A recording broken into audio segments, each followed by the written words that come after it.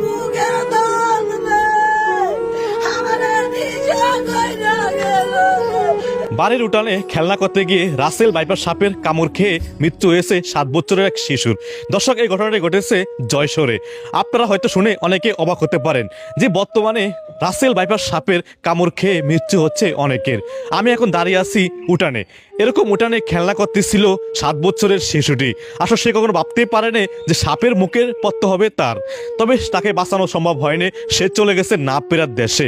Russell viper বর্তমানে সারা দেশ ছড়িয়ে যাচ্ছে।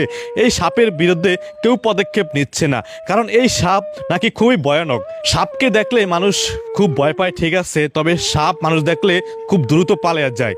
আর এই রাসেল ভাইপার সাপ মানুষ দেখলে খুব দ্রুত গার্মি আসে। আসলে এই সাপটি নাকি খুব ভয়ানক।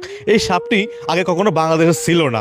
এই সাপটি আসছে ইন্ডিয়া থেকে বন্যার পানির সাথে। আপনারা জানেন যে প্রত্যেক বছর কিন্তু ইন্ডিয়া থেকে বাংলাদেশে পানি আসে সিলেট হয়ে।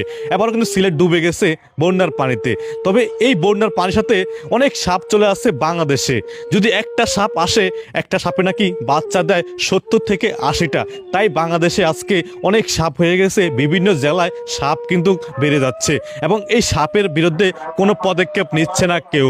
আমরা জানাবো দর্শক আপনাদের সবাইকে, আপনারা সবাই একসাথে হয়ে বাংলাদেশ সরকারের কাছে আবদার করুন যে খুব দ্রুত ভ্যাকসিন বাড়ি করার জন্য। কারণ যদি ভ্যাকসিন না দেয় তাহলে হয়তো বাংলাদেশের মানুষ আর বাঁচার মতন কোনো পরিবেশ থাকবে না। কারণ এই সাপে কামড় দিলে খুব দ্রুত নাকি মৃত্যুর দিকে ঝুঁকে পড়ে মানুষ। কারণ এই সাপের বিষটা খুব দ্রুতভাবে ছড়িয়ে যায়।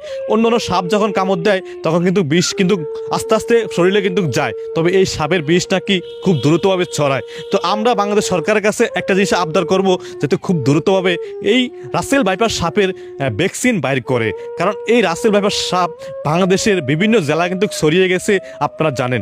যদি সবাই যদি একসাথে আমরা সরকারের কাছে আবেদন করি, হয়তো সরকার কিন্তু খুব দ্রুতভাবে রাসেল ভাইপারের ভ্যাকসিন বের করার জন্য সেই পদক্ষেপ নেবে। আর রাসেল ভাইপার সাপ কিন্তু বর্তমানে মানুষের ঘর বাড়িতে থাকে এবং বিভিন্ন কিন্তু যেখানে উঁচু জায়গা, যেখানে শুকনা জায়গা, সেখানে রাসেল ভাইপার সাপ থাকে।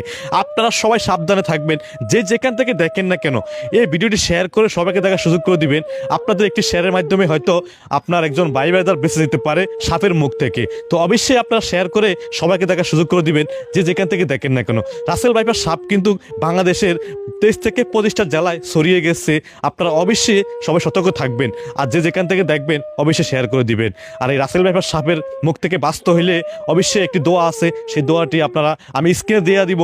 সেই দোয়াটি অবশ্যই আপনারা সবাই পড়ে নেবেন, কারণ এটি একজন ইসলামিক বক্তা, উনি কিন্তু বলছে যে মানে হাফ বিচ্ছু থেকে বাঁচার জন্য একটি দোয়া আছে। সেই দোয়াটি আমি চেষ্টা করবো স্ক্রিনে দিয়ে দেওয়ার জন্য, আপনারা সেখান থেকে দোয়াটি নিয়ে সবাই পড়বেন।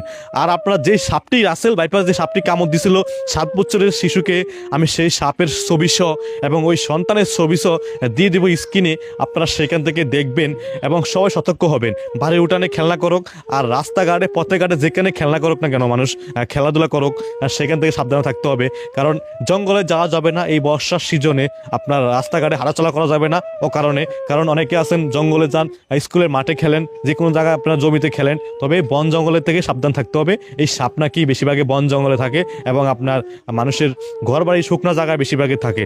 তো আমি আজকে থেকে বিদায় নিচ্ছি এখান থেকে, হয়তো আবার দেখা হবে নতুন কোনো ভিডিওতে। ধন্যবাদ সবাইকে, আল্লাহ হাফেজ।